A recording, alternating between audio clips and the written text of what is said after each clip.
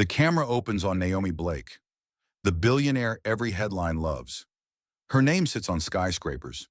Her perfume is the #1 seller in the country. And her marriage to Marcus Kane looks picture perfect. But then, shattered porcelain on the marble floor. Naomi's hands tremble as she stares at a cracked phone screen. On it, a photo.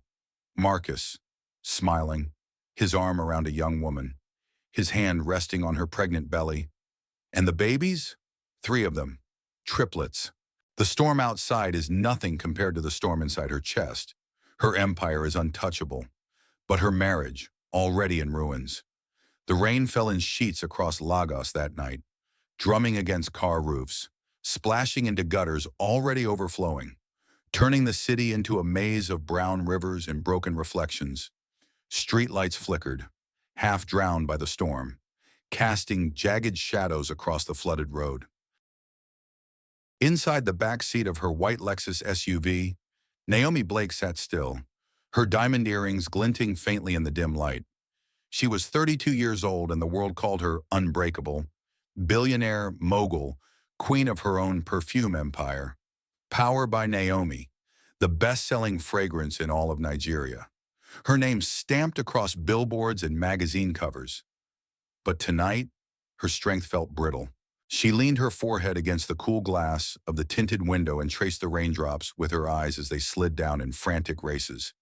In her lap, her phone vibrated again and again, messages piling up, board directors, fashion editors.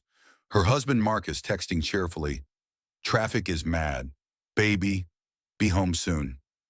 She didn't type back. From the driver's seat, Daniel Cole adjusted the wipers, their tired blades squealing against the glass. He slowed the car suddenly. "Madam," his voice was low, respectful. "The road is blocked ahead. A tree's come down. We may need to turn back." Naomi lifted her head, but something else caught her eye. A shape in the storm. No, not a shape. Someone. "Wait," she said sharply, leaning forward. Daniel followed her gaze.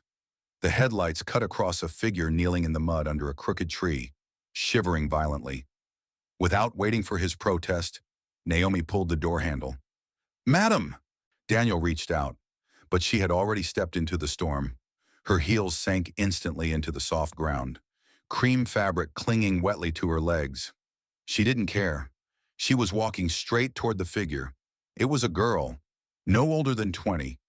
Her hair was plastered to her face, her dress torn, arms wrapped desperately around 3 tiny bundles.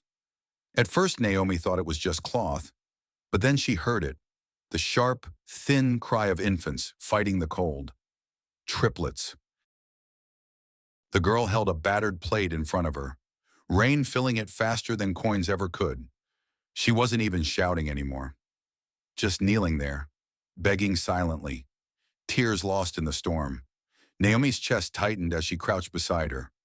"Hey," Naomi said softly, her voice cutting through the rain. "What are you doing out here with babies in this weather? Where is your house?" The girl looked up slowly. Her lips trembled, her eyes red-rimmed. I don't have a house," she whispered. Naomi swallowed, her throat raw. "And their father? Your family?" The girl's arms shook as she pulled the bundles closer. "He left. I don't know where he is. I have no one." For a moment, thunder swallowed every sound. Then Naomi extended her hand. "Come with me." The girl flinched. "I'm not a thief," she said weakly. "Please don't hurt me." Naomi shook her head, her soaked hair whipping around her face. "I'm not here to hurt you. I just want to help." Behind them, Daniel had reversed the SUV, the open door spilling warm air into the storm. Naomi guided the girl to her feet. The girl staggered under the weight of the crying children until Naomi slid her arm around her shoulders. "It's okay," Naomi whispered. "I've got you." Inside the car, the babies screamed louder, their shrill cries bouncing against the leather seats. But at least the icy rain wasn't beating them anymore. Naomi's perfume, faint but sharp, mixed with the smell of wet cloth. "What's your name?" Naomi asked gently. The girl kept her eyes down. Lena, Lena Okoro. And these are Eli, Ezra, and Eden. Naomi let a small smile break through. Beautiful names. But Lena didn't smile back. Her hands shook as she dabbed the babies with tissues Naomi passed her. I'm sorry I look like this, she muttered. If I had anywhere else to go, I wouldn't be out there. Naomi shook her head. You don't need to explain right now. Just rest. But as she stared at the babies, at their cheeks, their button noses, their tiny fists, something twisted in her stomach. One of them had a birthmark above his eyebrow, so familiar it froze her breath. The SUV finally pulled into Naomi's estate, a sprawling white mansion rising like a fortress behind tall iron gates. Security guards saluted. Umbrellas opened. Staff rushed forward. Within minutes, Lena and her children were ushered into a guest suite warmed by golden lamps and scented with lavender oil. Towels, fresh robes, soft baby clothes, all prepared in a blur of quiet efficiency. Lena repeated thank you under her breath like a prayer as she slipped into one of Naomi's robes. The housekeeper gently cleaned the babies while a maid set a heater near their crib. Later, Naomi returned with a tray of hot tea and bread. She set it down and sat on the edge of the bed, watching Lena cradle little Eli.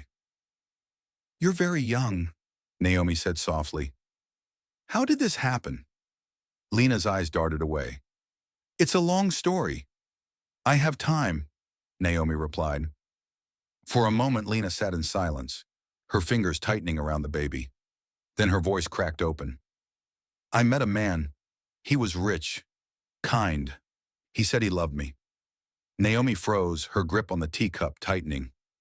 He promised me everything, Lena whispered. He told me he'd take care of me. I believed him. Then I got pregnant. He said it wasn't the right time. Told me to hide. I did. But after I gave birth, he disappeared. Changed his number. I haven't seen him since. Naomi's stomach churned. Do you know his name? Lena hesitated. Then slowly, she reached into her torn handbag and pulled out a cracked phone. She unlocked it with shaky fingers and held the screen toward Naomi. The world tilted. Naomi's teacup slipped from her hand and shattered on the floor. On the screen was Marcus Kane, her husband, smiling, his arm wrapped around Lena, his hand pressed protectively on her swollen belly. The room dissolved into silence. Rain pounded outside, but Naomi couldn't hear it. She couldn't hear the babies crying anymore either. She only saw the image. Lena's voice was faint. Do you know him? Naomi blinked, her throat burning, her lips parting, but no words coming out. She forced her voice steady. Where did you take this picture? At his house, Lena said, confused. At least, he said it was his house. Maybe it was a lie. He gave me another name, too, Shaka. Said he was in real estate and tech. Naomi's chest rose and fell sharply. On the outside, her face was calm, but inside her veins screamed. She bent slowly, gathering the shards of porcelain in her hands, even though a maid had already rushed in. No need, Naomi said firmly, voice flat. I've got it. When the maid left, Lena's voice broke the silence. If my being here is a problem, I can leave. Naomi shook her head sharply. No, you and your children will stay, as long as you need. Lena's eyes filled. Thank you. Naomi left the room quietly, climbed the marble staircase one step at a time. By the time she reached her bedroom and locked the door, her body gave in. She collapsed onto the cold floor, a strangled cry escaping her throat. Not a scream, not glass-shattering rage, just raw, silent grief. How could he? She whispered to the empty room.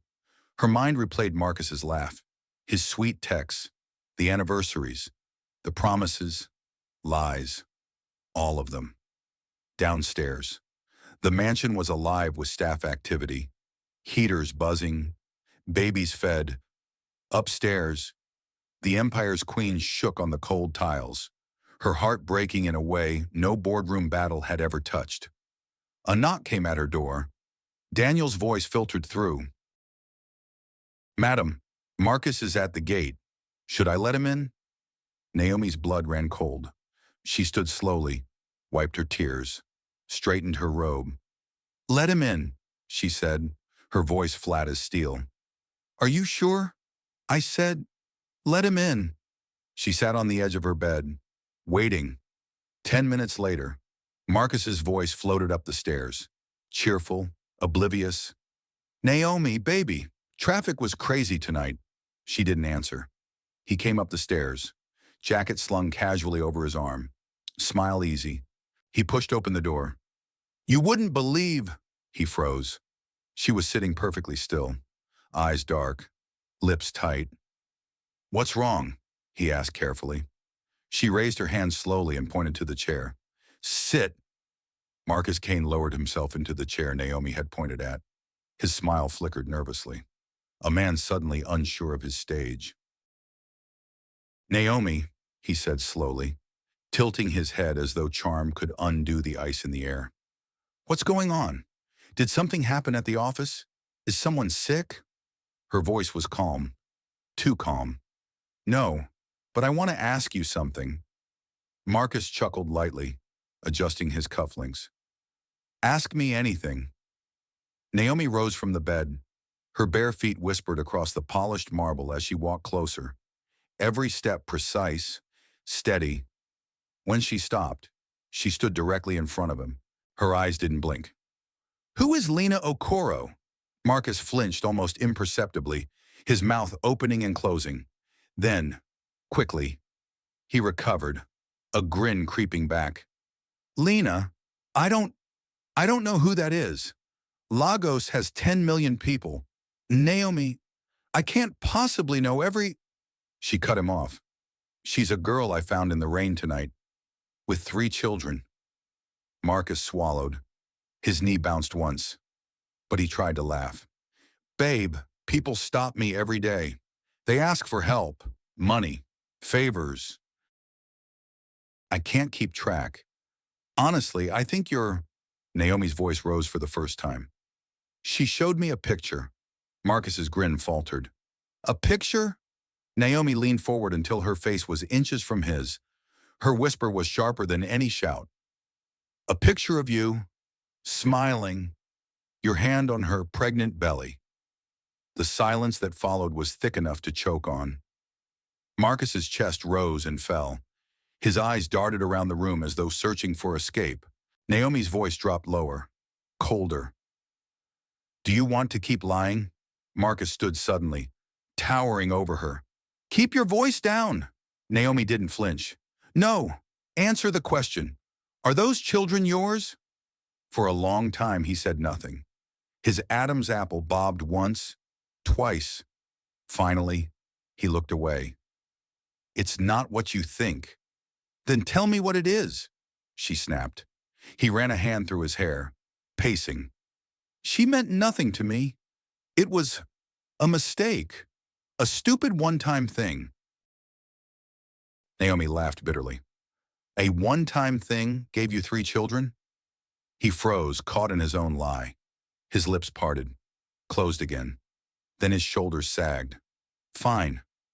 I was with her for some time, but I ended it." "And the children?" Naomi pressed, voice shaking now. Fury and grief tangled together. "Are they yours?" Marcus closed his eyes. When he opened them, the mask was gone. His voice cracked as he forced the word out. "Yes." Naomi staggered back, her hand covering her mouth as though the confession itself were poison in the air. The silence that followed was broken only by the storm hammering against the windows. She whispered, half to herself, half to him. "You had a second life, while I was in boardrooms, building this empire, carrying your name. You were out there planting children."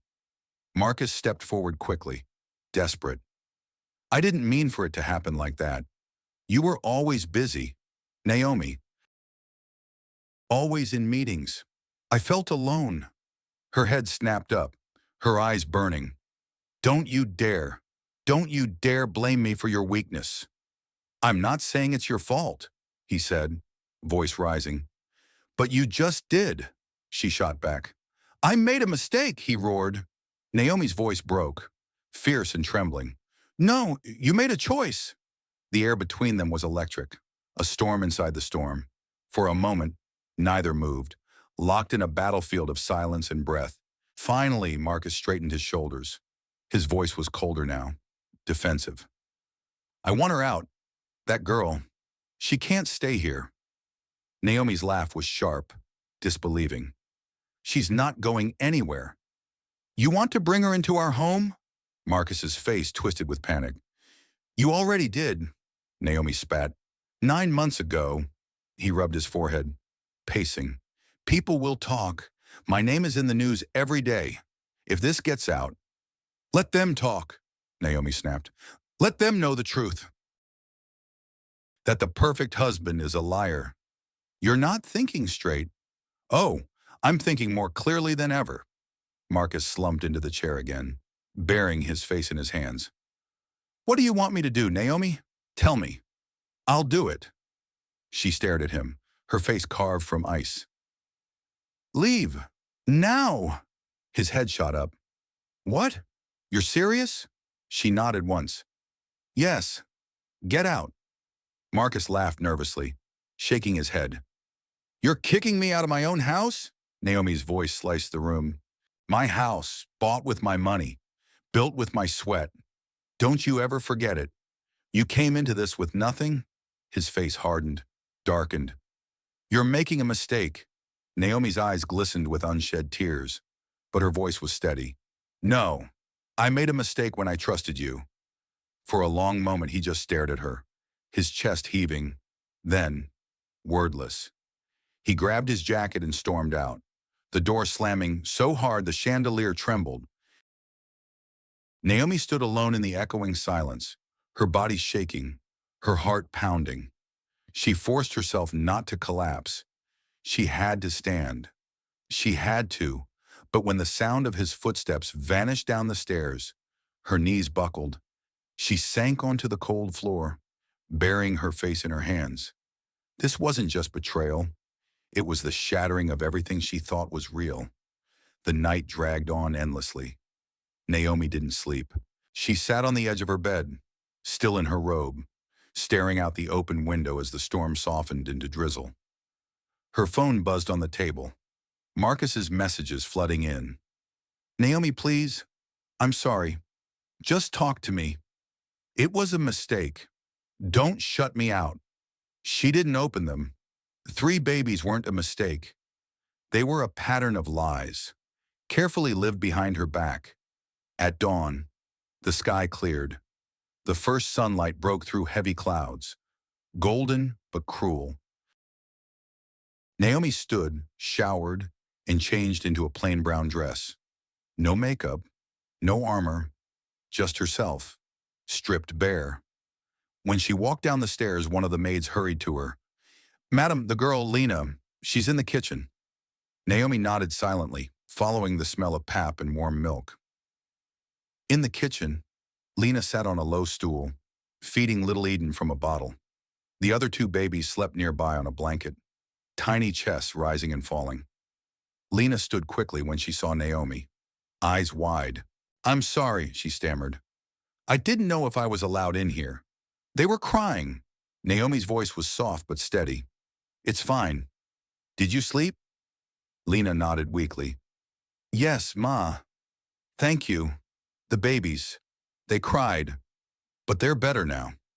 Naomi stepped closer, her gaze lingering on Eden's face. The baby's lips pouted in a way that stabbed straight through her heart.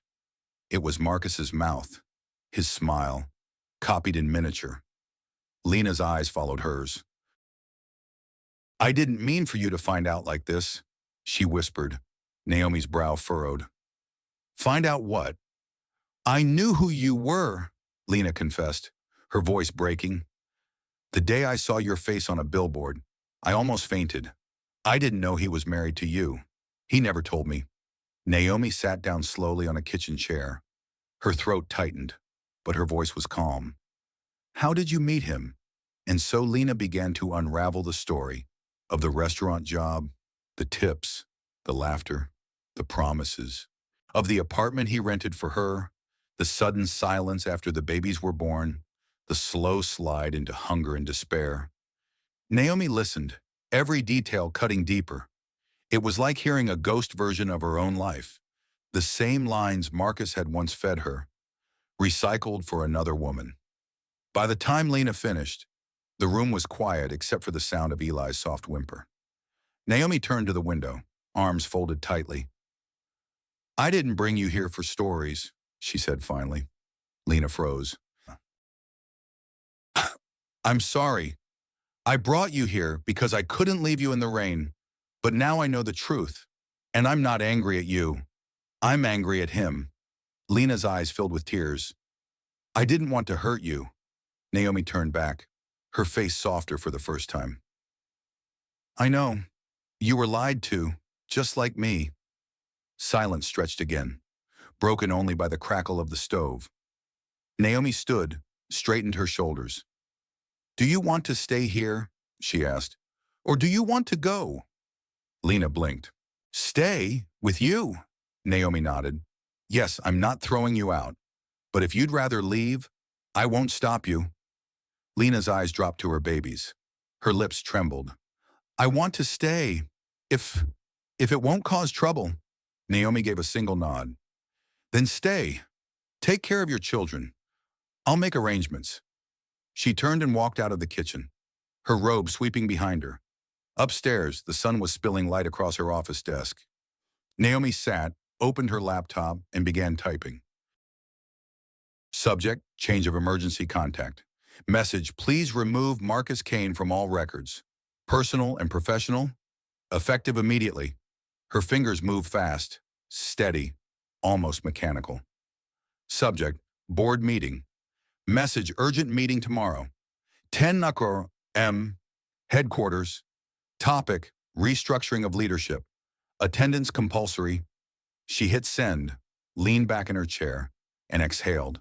She was tired, shattered, but she was not broken. And as the morning light spilled across the mansion, Naomi Blake swore to herself. This was not the end of her empire. It was the beginning of a reckoning. The morning after Marcus stormed out, Naomi thought she could contain the disaster within the walls of her mansion. She believed the betrayal would remain a private wound, known only to her, Lena, and the crying children tucked in soft blankets upstairs. But Lagos has a way of devouring secrets. It began with a single photo, Naomi, barefoot in the rain, holding one of the babies outside her gate, Lena behind her, soaked through with the other two strapped to her back. The picture was grainy, taken on a phone by someone across the street, but it was enough. Within hours, it was on a small gossip blog with the caption, Billionaire Naomi Blake rescues beggar with triplets. By noon, it was everywhere. Twitter feeds, WhatsApp groups, Instagram stories. People zoomed in on the baby's face, pointing out the familiar jawline, the birthmark above the eyebrow that looked too much like Marcus's. Old photos resurfaced. Marcus at a charity gala. Lena in the background serving drinks. Marcus at a business opening. Lena spotted in a waiter's uniform. Threads connected dots. Hashtags multiplied. And by evening, the scandal had grown legs and was sprinting across borders. Naomi sat in her home office, staring at her laptop screen. Unread emails multiplying by the minute. Board members, investors, journalists, old friends who hadn't spoken to her in years suddenly wanted answers. Her phone buzzed relentlessly on the desk, and every time she looked down, another message lit the screen. Is it true? Who is she? Naomi. Please release a statement. Upstairs, the babies cried, their thin voices piercing through the chaos, while downstairs the staff whispered nervously in hallways, unsure of what the future held. Rachel Moore, Naomi's oldest friend, arrived just before sunset. She marched into the office holding her phone like a weapon. It's everywhere, Rachel said, her voice tight. They're saying Lena is your cousin. Others are calling her your maid. But the loudest voices? They say Marcus has been keeping a second family. Naomi didn't look up from the papers spread across her desk. Let them say it, she murmured. Rachel slammed the phone onto the table. Naomi, this isn't something you can ignore.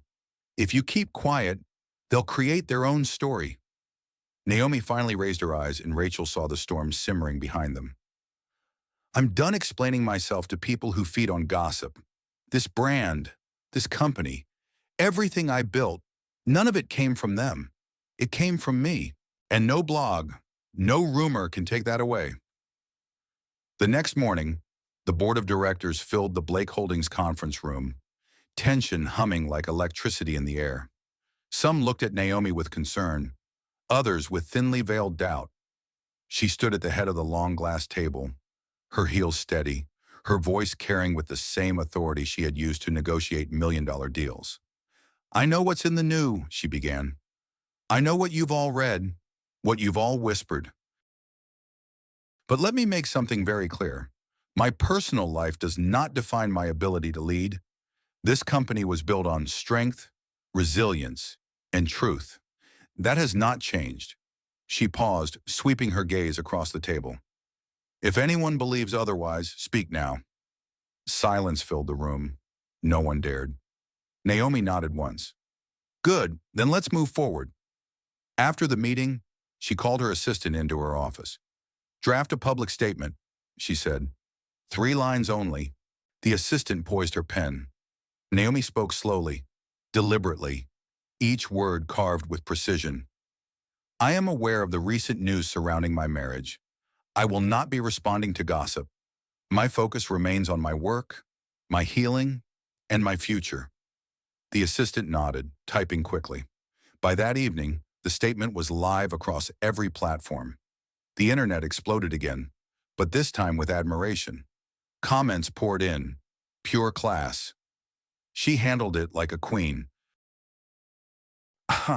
Naomi Blake is unshakable. While many women in her position might have fought dirty-aired private wars in public, Naomi had chosen silence and dignity as her sword. It was stronger than any denial, louder than any curse. Marcus, meanwhile, sat hunched in a hotel room with curtains drawn, watching the world crown his wife as the symbol of strength while he became the trending disgrace. Investors pulled out of his projects. His real estate partners severed ties, and his phone rang with nothing but bad news. Back at the mansion, Naomi returned from work late that night to find Lena in the living room with the children. One was asleep on her back, one in a baby cot, and the last crawling on the rug with a toy rattle. Lena looked up nervously. I saw the news, she whispered. Naomi set her purse down and slipped off her heels, lowering herself onto the floor beside the baby. I know, Lena's voice shook. I'm sorry, you don't deserve this embarrassment. Now the whole country is laughing at your pain. Naomi's hand stroked the baby's soft hair as she answered calmly. Let them laugh. I'm human. I'm angry, but I am not broken. That night, as she lay in bed, Naomi knew the war wasn't over. The scandal was no longer a private wound. It was a public battlefield. And she wasn't just fighting for her reputation. She was fighting for her empire, for her future, for her very sense of self. As she closed her eyes, her last thought was a vow. Marcus might have betrayed her, but she would not let him define her. Tomorrow, she would begin the next move. The photo had already burned through every gossip page, but what came next surprised even Naomi. One evening, Rachel arrived at the mansion, holding her phone with a strange look in her eyes. You need to see this, she said, setting it on the desk in Naomi's home office. The video was shaky, clearly taken in secret. Marcus Kane was sitting in a hospital hallway, unshaven, thinner than Naomi had ever seen him. His shirt was wrinkled, his eyes hollow. He leaned forward across the nurse's desk, his voice breaking. Please, I just need a few minutes.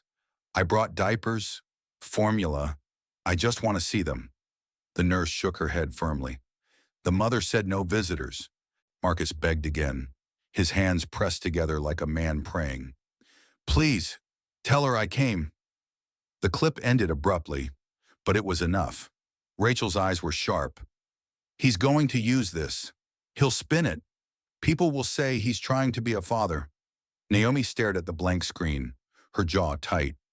He wasn't there when they needed him. He left her to beg in the rain. Now he wants redemption because he feels the weight of shame? She pushed the phone away. Rachel touched her arm gently. Naomi, you don't need to forgive him, but maybe, for the children's sake, you'll have to decide what role he plays, whether you want it or not. They are his blood. That night, Naomi lay awake, staring at the ceiling. The storm outside had passed, but inside her chest the thunder hadn't quieted. Marcus's face haunted her, thinner, desperate, begging. She remembered the strength of his charm, the way his voice once made her believe she could conquer the world. And she remembered the photo, the arm around Lena's waist, the hand pressed to her belly. Betrayal cut deeper than absence ever could. By morning, her decision was made. She asked Daniel to drive her across town to the hotel Marcus was staying in. The place was nothing like the life he once lived. No marble floors, no chandelier light, just a dim lobby and the smell of old carpet. Room 307. She knocked once. His tired voice came through the door. "Who is it?" "It's me," she said flatly. The pause before the latch clicked was long. Marcus stood in the doorway, stunned. His beard was rough, his eyes bloodshot, his shoulders heavy like a man carrying stone. He stepped aside silently. Naomi walked in. The room was small, suffocating. Clothes scattered on a chair, half-empty bottles of water on the nightstand. This was no longer the man who had once walked red carpets at her side. "You've lost weight," Naomi said quietly. He gave a short laugh, almost embarrassed. "I haven't been eating much." He sat on the bed, and for a moment the silence pressed down like gravity. Naomi stayed standing, her arms crossed. "I saw the video." Marcus's head dropped into his hands. "I just wanted to see them. That's all." "Why now?" she asked. He looked up, his eyes wet. "Because I messed up. Because I miss them. Because I miss you." Naomi turned her face away. "You don't get to use me in the same sentence as those children. I am not your second chance." "Antum," he stood, stepping closer. "I know you won't take me back. I don't deserve it. But Naomi, I want to be part of their lives. I don't want them to grow up not knowing who I am." She turned sharply, her voice like glass. "They are not your redemption story. They are children, not props for your guilt." Marcus held up his hands. "I know. That's not what I meant. Please, I can help. I'll send money. I'll do whatever you ask." Naomi's eyes locked on his. "You don't need to send money. You need to show up. If you want to be in their lives, then you show up with time, with patience, with presence, not with your bank account." Marcus nodded quickly, relief washing over his face. "I will. I'll show up." Naomi's voice hardened again. "But if you confuse Lena, if you try to crawl back into her life, I'll shut the door permanently. She's rebuilding, and I won't let you tear her down again." He swallowed hard. "I won't. I promise." She stepped back toward the door. "You'll start this weekend. You'll come to the house at 10, sharp. If you're serious, you'll be there. If you're not, don't ever call again." Her hand was on the handle when she added without turning around, "And don't ever call me baby again." She left. Saturday morning came bright and clear. At exactly 10 o'clock, Marcus's car pulled up to the mansion gates. He wore a clean shirt, carrying a bag filled with diapers and toys. Security checked him, then let him through.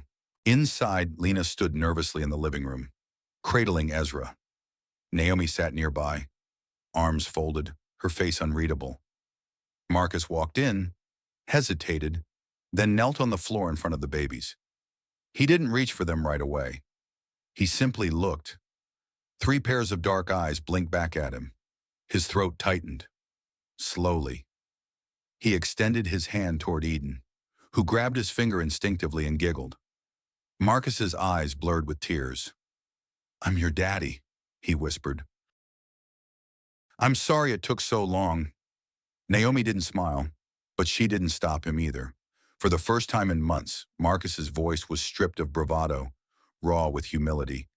He stayed on the floor for nearly an hour, letting the children tug at his shirt, babble at his face, pull at his beard. When he finally stood, he turned to Naomi. "Thank you," he said quietly. She only nodded. That night, Lena knocked on Naomi's bedroom door. She stepped inside nervously, twisting her fingers together. "I'm scared," she confessed. Naomi looked up. "Of what?" Lena's eyes dropped. "That he'll confuse me again. He looked different today, softer. I felt sorry for him." Naomi walked over slowly, her face firm but kind. "Then remember what he did when he wasn't sorry. Protect your heart." Lena nodded, tears glistening. Naomi placed a hand on her shoulder. "You're stronger than you think." For a long moment they stood in silence, two women bound by betrayal but shaping something new out of broken pieces. In the weeks that followed, Marcus returned each weekend, always on time, always with toys, always cautious. The babies began to recognize him, though they reached for Naomi more often than for him. Sometimes Naomi watched him from the corner of the room, still angry, still wounded, but unable to deny that the children deserved his presence. Other times she turned away, refusing to let her heart soften. At night, she wrote in her journal, "He is not here for me. He is here for them. And that's enough." But the world outside had not forgotten. Every visit Marcus made was another headline waiting to happen. Another whisper in the markets and offices. Some said Naomi was too kind. Others said she was foolish. But she ignored them all. Her empire was secure, her company growing stronger. Her life was no longer about controlling the narrative. It was about protecting the truth. One evening, she stood at the nursery door, watching Lena rock Eli to sleep while Ezra and Eden gurgled happily on the rug. The air smelled of baby powder and warm milk. For the first time in months, Naomi felt something almost like peace. She whispered to herself, "Maybe broken things can still build a family." The scandal had roared like a wildfire, but by the time weeks passed, the flames no longer burned Naomi. She had stood in front of cameras, issued her three-line statement, and let silence become her shield. The press, starved of drama, slowly shifted to other stories, but Naomi's name lingered in whispers. Unshakable, queen, pure class. Behind her mansion gates, however, life was reshaping itself in quieter, more unexpected ways. Lena Okoro, once a girl begging under a storm, was now seated in Naomi's office each morning, learning to file reports, manage accounts, and balance ledgers. She wore clean clothes, her cheeks fuller, her eyes brighter. She still carried her babies on her back or placed them in a small crib beside her desk. But she was no longer the frightened girl Naomi had pulled out of the rain. She was becoming someone new, someone stronger, someone who could stand in her own name. One afternoon, Naomi walked into the nursery and found Lena humming softly as Eli drifted to sleep. Ezra gnawed on a rattle, and Eden babbled at the ceiling. Naomi leaned against the doorframe and smiled faintly. "Did you ever imagine your life like this?" she asked. Lena looked up, surprised, then shook her head. "Not even in my wildest dreams. I thought I would die on that roadside." Her voice faltered. "But then your car stopped. That was the moment everything changed." Naomi crossed the room slowly, her heels clicking softly against the floor. She sat beside Lena and whispered, "Do you want to know why I stopped that night?" Lena blinked, nodding. Naomi's gaze dropped to the sleeping child. "Because you reminded me of myself, not the woman people see today, but the girl who once had nothing. I used to sleep in a shop, clean floors before sunrise, pray for a chance. So when I saw you, I didn't see a beggar. I saw someone who just needed one person to believe in her. Tears welled in Lena's eyes, and she turned away, wiping quickly. "You saved me," she whispered. Naomi placed a hand gently on hers. "No, we saved each other." But Marcus Kane was not saving anything. He moved like a shadow through the city, stripped of titles, contracts, partners. His phone calls went unanswered, his name blacklisted from deals. He watched Naomi's interviews from cheap cafes, pulling a cap low over his face, and every word she spoke cut him with quiet precision. The worst day of your life can also be the start of your best. She never mentioned him directly, but she didn't have to. Everyone knew, and so did he.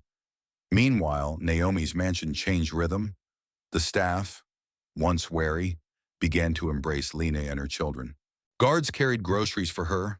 Maids rocked the babies when she needed both hands for work. And Daniel, ever the watchful driver, joked with the toddlers in the garden. Slowly, the lines blurred. Lena was no longer the girl Naomi had rescued. She was family. One evening, Naomi came home late to find Lena sitting on the floor surrounded by papers, the babies crawling between stacks of invoices.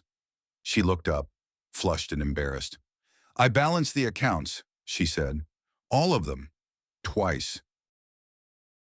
Naomi laughed and dropped her purse on the couch. "Of course you did. You've been raising 3 children at once. What's a few numbers compared to that?" The two women laughed together, and for the first time, Naomi felt something like joy in the middle of her rebuilt world. But the true test came when Marcus appeared again. It was a Saturday morning, sunlight streaking across the polished floors, when Daniel entered the sitting room and cleared his throat. "Madam, Mr. Kane is outside." Naomi closed the folder in her lap and stood. "Let him in." Marcus entered quietly, cleaner than before but still diminished, carrying nothing but a small bag of toys. The babies looked at him with cautious eyes. He knelt again, patient, allowing them to approach in their own time. Eden reached first, tugging his sleeve, babbling. Marcus smiled, tears slipping silently down his cheeks. "I don't deserve you," he whispered to the child. Naomi watched from her chair, her arms crossed. For once, Marcus didn't look at her, didn't plead, didn't perform. He just sat with the children, letting them laugh at his beard and crawl into his lap. When an hour passed, Naomi rose. "That's enough for today." Marcus stood slowly, nodded, and walked to the door. Before leaving, he turned back just once. "I will regret this for the rest of my life." Naomi didn't respond. The door closed behind him, and silence returned. That night, Lena came to Naomi's room. Her voice was low, nervous. "I felt sorry for him today," she admitted. "For a moment I forgot the pain and just saw a father trying. What if he confuses me again?" Naomi stepped forward and placed her hands on Lena's shoulders. "Then remember the nights he wasn't sorry. Remember the silence, the hunger, the rain. Protect your heart." Lena nodded, her tears falling silently. Naomi's tone softened. "You're stronger than you think. You've already survived what would have broken most." For a long time, they stood in the quiet. Two women who had once been enemies in circumstance but were now bound in resilience. Days turned into weeks, and life began to find a rhythm again. Naomi returned to her company headquarters with new fire. She restructured leadership, claimed full control, and launched a new campaign that stunned the industry. A fragrance line not named after power or wealth, but after resilience itself. The ad showed her holding a baby, not as scandal but as truth, as a woman unashamed of the fractures that shaped her. The campaign sold out in days. Shareholders applauded. Investors who had once trembled now returned, stronger than before. Naomi had not just survived scandal, she had turned it into fuel. At home, the babies grew. Their laughter filled hallways that once echoed with emptiness. Lena received her first salary slip, holding it in her hands with pride. "I want to frame it," she told Naomi, her eyes shining. Naomi laughed. One day you'll show your children and say, this is where it all began. Lena nodded, a smile trembling on her lips. Sometimes strangers become the family we didn't know we needed, she whispered. Naomi looked at her and replied softly, yes, exactly. On a quiet night, long after the house had fallen asleep, Naomi walked into the nursery. The three cribs glowed softly in the nightlight. She kissed Eli's forehead, then Ezra's, then Eden's, whispering to each, sleep well. She stood at the doorway for a long moment, her hand resting on the frame, her eyes glistening. She thought of the night she found them in the rain, the night her own heart cracked wide open, the night she had cried alone. And then she thought of now, of laughter, of healing, of strength rebuilt from ruin. She whispered to herself, what broke me also gave me new life. A tear slid down her cheek, not from pain this time, but from peace. For the first time in a long time, she smiled, a real smile, the kind that comes only after surviving what tried to destroy you.